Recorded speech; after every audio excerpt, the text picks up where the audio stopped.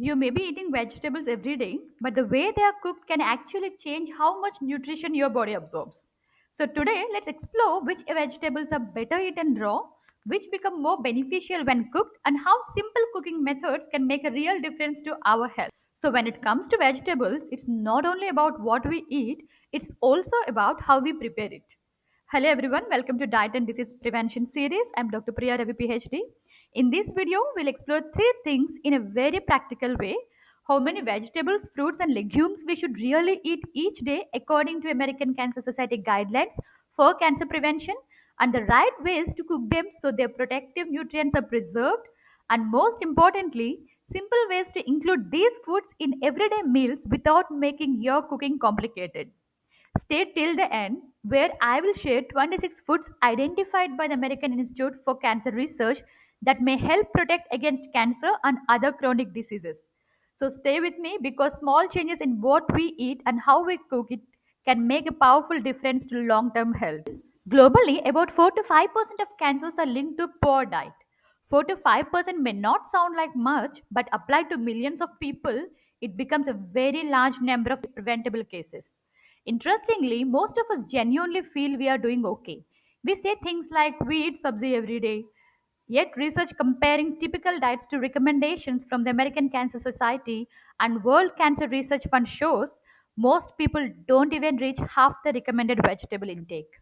Even fewer think about how cooking affects nutrient absorption. So, today we gently correct both without guilt, only understanding. Let us see what the guidelines actually say. If we simplify, the recommendations are very reasonable. We have to take vegetables like 2.5 to 3 cups per day, fruits 1.5 to 2 cups per day, and fiber approximately 30 grams per day, and especially from whole foods. And variety matters in case of vegetables, like different colors need to be tried: dark green, red, orange, all colors, and cruciferous vegetables like cabbage, cauliflower, and broccoli. And legumes that include lentils and pulses need to be taken, and whole fruits need to be taken rather than taking them in the form of juices. A key point often overlooked when guidelines refer to vegetables is they mainly mean non-starchy vegetables. So you have to take non-starchy vegetables non-negotiably, like spinach, cabbage, cauliflower, carrot, beans, bottle gourd, tomatoes, okra. Whereas what does starchy vegetables mean? Starchy vegetables like potatoes, sweet potatoes, and tapioca behave more like grains and mostly carbohydrates. They are healthy, but when aiming for disease prevention, non starchy vegetables are the main focus. So, this small shift, seeing potatoes as carbs rather than vegetables, will help you improve your diet quality. Most people think fruits and vegetables are just sources of vitamins. But what if I told you they contain hundreds of powerful compounds quietly working to protect your body every single day? Vegetables and fruits are much more than just vitamins. They are rich in fiber, carotenoids, flavonoids, sulfur compounds, and hundreds of natural phytochemicals. These compounds don't work alone, they work together inside our body, supporting our cells, strengthening immunity, and helping reduce the risk of many diseases. But here is where it gets even more interesting. When we eat plant foods, something important happens inside our gut. The fiber from plants travel to the large intestine where our gut bacteria begin to ferment it. During this process, the bacteria produce special molecules called short chain fatty acids, and one of the most important among them is butyrate. So, butyrate quietly does some powerful things inside the body. It helps reduce inflammation, supports the health of colon cells, and even improves communication within our immune system. And the benefits don't stop there. Plant rich diets also help reduce oxidative stress, the kind of cellular damage caused by unstable molecules in the body. They improve insulin sensitivity, helping the body manage blood sugar more effectively. And overall, they create a less inflammatory internal environment. Why does this matter? Because cancer cells and many chronic diseases tend to thrive in environments where there is long term inflammation and metabolic imbalance. So, by eating more plant foods regularly, we slowly shift the body towards a healthier internal environment, one that supports our natural defense systems. Food is not just calories, food is information, and plant foods send some of the most powerful protective signals to our body. That is the reason fruits and vegetables are called as protective food. After understanding why plants are biologically important, a common question naturally comes up. Should we eat vegetables raw or cooked? Which one actually gives us more benefit? Many people believe raw vegetables are always healthier and that cooking destroys nutrients, but the science is actually more nuanced. The key concept here is bioavailability, which simply means how much of a nutrient our body can actually absorb and use. Because sometimes a food may contain nutrients, but our body cannot easily access them unless the food is prepared in the right way. Take carrots for example. Carrots are rich in beta carotene, which our body converts into vitamin A. But when carrots are eaten completely raw, our body may absorb only about 5 to 50% of that beta carotene because it is trapped inside tough plant cell walls. When carrots are lightly cooked or pureed, those cell walls soften, allowing our body to absorb much more of that nutrient. A similar thing happens with tomatoes. Tomatoes contain lycopene, a powerful antioxidant. Interestingly, lycopene becomes about 4 times more bioavailable in tomato paste than in fresh raw tomatoes. So, cooking, crushing, and adding a little oil helps our body absorb it much more efficiently. And that small amount of fat actually matters. Many protective plant compounds are fat soluble, which means our body absorbs them better when a little healthy fat is present. In fact, research shows that even a teaspoon of oil can significantly increase the absorption of these protective compounds. Interestingly, many traditional cooking methods already follow this principle, like adding mustard seeds, sesame, peanuts, or a small amount of oil during tempering. So, the real answer is not raw versus cooked, the real answer is balance. Some vegetables like bell peppers or cucumbers preserve delicate nutrients like vitamin C better when eaten raw or lightly cooked, but others release more protective compounds when they are cooked. So instead of choosing one method, the best approach is to include both raw and cooked vegetables in our meal. So far, we spoke about vegetables and fruits, but another powerful group of plant foods deserve attention, and those are legumes. These includes foods many of us eat daily, such as tur dal, moong dal, masoor dal, urad, chana dal, along with whole legumes like chickpeas, kidney beans, cowpeas, horse gram, and even peanuts and soybeans. So, legumes are especially valuable in vegetarian diets because they provide protein, fiber, iron, zinc, and folate. But legumes also contain natural compounds such as phytic acid and lectins, which can reduce mineral absorption as they are anti nutrients. So, the good news is that traditional preparation methods already solve most of this.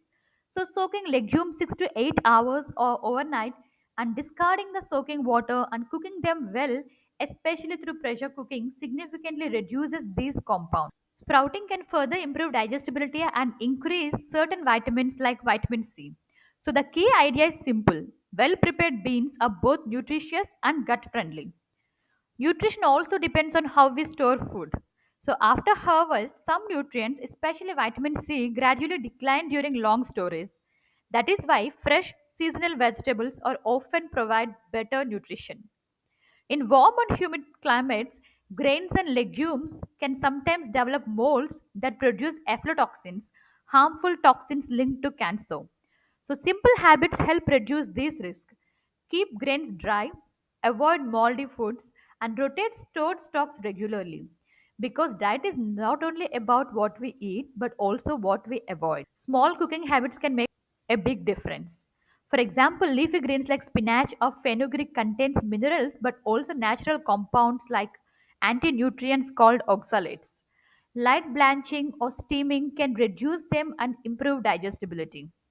With cabbage and cauliflower, chopping them and letting them sit for 5 to 10 minutes before cooking helps activate protective compounds. Even garlic becomes more beneficial when it is crushed and allowed to sit briefly, allowing compounds like allicin to form. And when it comes to fruits, eating them whole rather than juiced is usually better because the fiber protects the gut and slows sugar absorption. Sometimes, even small preparation steps can change how much nutrition our body receives from food. Finally, nutrition needs also vary across different stages of life. Children often digest soft cooked vegetables more easily. Adults benefit from meeting recommended fruit and vegetable intake. And for many older adults, steamed vegetables may be easier to tolerate. Of course, individuals with specific health conditions may need personalized guidance.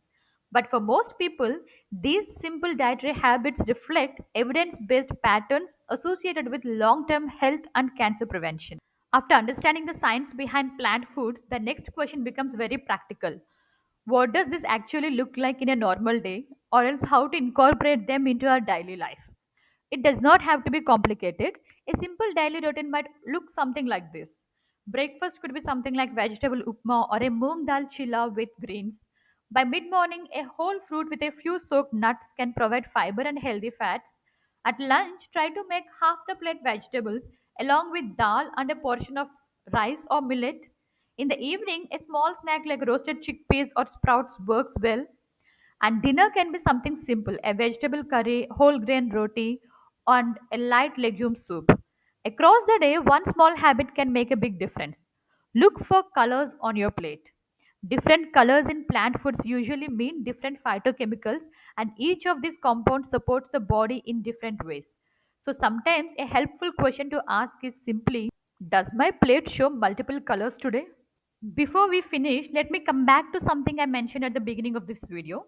I said I would share 26 plant foods that have been widely studied by scientists around the world for their role in health and cancer prevention. For example, vegetables like spinach, broccoli, carrots, cabbage, kale, tomatoes, garlic, and asparagus. Fruits such as apples, blueberries, strawberries, cherries, cranberries, grapes, grapefruit, and raspberries.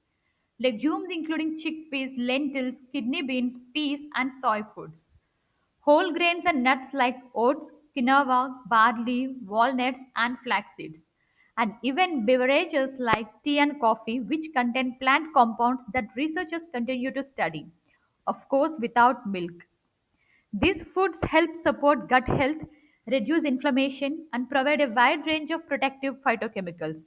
But an important thing to remember is this: you don't need all 26 foods at once. The goal is simply to include a variety of plant foods regularly. No single food can prevent cancer. What matters far more is long term dietary patterns. And diet does not work alone, it interacts with body weight, physical activity, alcohol use, and smoking habits. In other words, health is shaped by many small choices repeated over time. Consistent, evidence based habits matter far more than any miracle food. Before we close, let me leave you with one interesting question. If fruits and vegetables are protective, what about grains? Is white rice harmful? Or millets really superior? Do refined carbohydrates increase cancer risk? These are questions many people ask, and in the next video, we will explore what research actually says about grains, whole versus refined carbohydrates, and their role in long term health. If you found this conversation helpful, consider subscribing to this series. You may also want to share it with the person who cooks in your home because many of these small choices begin in the kitchen. After all, prevention rarely begins in hospitals, it begins quietly every day on our plates and in our kitchens. And if you'd like to explore further, this video can only introduce the topic, but the research behind it is vast. So if you're curious, explore the links, read more, and keep learning. Subscribe and follow the series. Thank you for watching.